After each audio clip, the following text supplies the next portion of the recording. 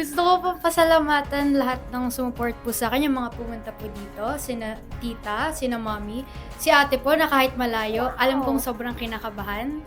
And yun po, yun lang po. How about you, Ara? Ara. Siyempre, unang-una po, maraming salamat sa lahat po ng sumusuporta at patuloy na nagtitiwala po sa akin, sa talento ko, of course, sa family ko. Yan, ang boyfriend ko ay present din. Kaya pala nasabi kanina, no? Parang ang blooming ka, parang inspired. Yes. Yes, well, thank you so much. Inspired siya, Char.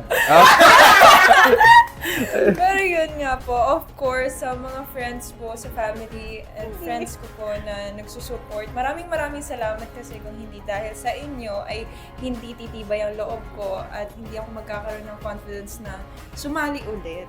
Ayan. So maraming salamat everyone. Yes, how about you, Jay? Sa akin naman po, yun, thank you po sa mga pumunta po, sa family, sa parent, then sa dalawang kuya ko po, sa yun po, sumuporta po sila sa akin. Then yung best friend ko po na parang basically naging PA ko. Wow. Ganun. Like, pagising ko siya yung nag-prepare ng pagkain, ang dad susuotin, ganun. So, yun, Bien, thank you so much. Parang gusto ko ng ganong best friend. Oo nga. No? Gusto ko ng ganong best friend. Grabe, sobrang...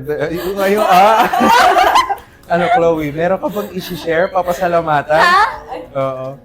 Thank you sa family ko.